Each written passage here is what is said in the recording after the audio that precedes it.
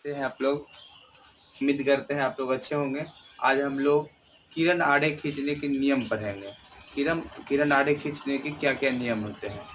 तो सबसे पहला नियम हम लोग यहाँ फिगर में देखेंगे कि ये जो अक्ष है इसको मुख अक्ष बोलते हैं और मुख अक्ष के समांतर ये किरण जाती है और यहाँ से दर्पण से परावर्तन होने के बाद मुख फोकस से होकर लौट जाती है। यह पहला नियम है। कहेंगे मुख अक्ष के समांतर जाने वाली प्रकाश की सभी किरणें मुख अक्ष के समांतर जाने वाली प्रकाश की सभी किरणें दर्पण से परावर्तन के बाद मुख फोकस से होकर लौट जाती है। यह पहला नियम हुआ।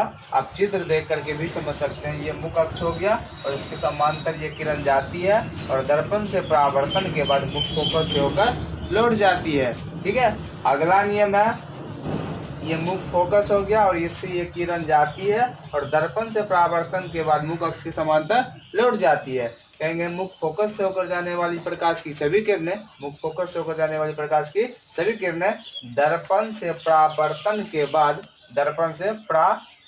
बाद मुख अक्ष के समांतर लौट जाती है। अगला पॉइंट है, अगला नियम है, इसको वक्रता केंद्र बोल रहे हैं। इससे ये किरण जाती है और दर्पण से परावर्तन के बाद पुनः इसे होकर के लौट जाती है। कहेंगे वक्रता केंद्र से होकर जाने वाली प्रकाश की सभी किरणें वक्रता केंद्र से होकर जाने वाली प्रकाश की सभी किरणें दर्पण से परावर्तन के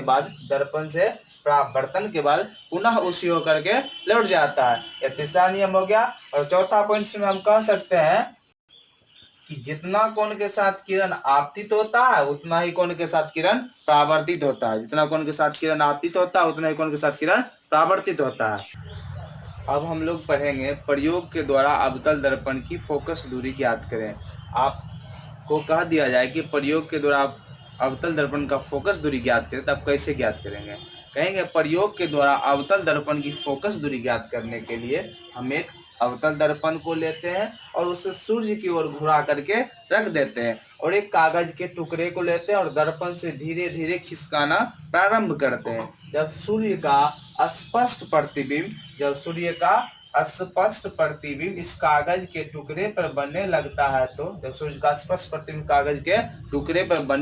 है तो वह दर्पण का मुख फोकस होता है। वहां से ध्रुव तक की दूरी को माप लिया जाता है और यही दूरी क्या कहलाता है, फोकस दूरी कहलाता है। तो इस प्रकार हम प्रयोग के द्वारा अवतल दर्पण की फोकस दूरी ज्ञात कर सकते हैं।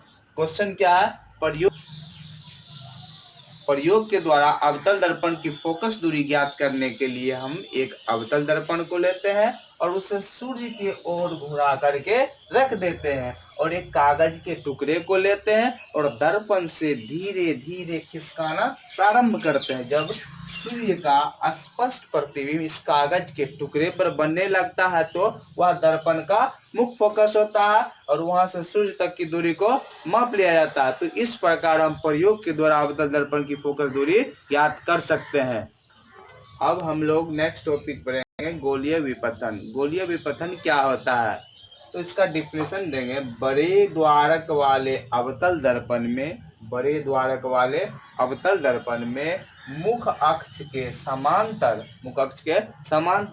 जाने वाली प्रकाश की सभी किरणें दर्पण से परावर्तन के बाद मुख फोकस से होकर नहीं जाती है, इसके इर्द गिर्द काटती है। तो दर्पण के इसी दोष को गोलीय विपथन कहते हैं। बड़े द्वारक वाले अवतल दर्पण में मुख अक्ष के समांतर जाने वाली प्रकाश की सभी किरणें दर्पण से परावर्तन के बाद मुख फोकस से होकर नहीं जाती है, इसके इर्द गिर्द मीन से आगे पीछे काटती है। तो दर्पण के इसी दोष को गोलीय विपथन कहते हैं।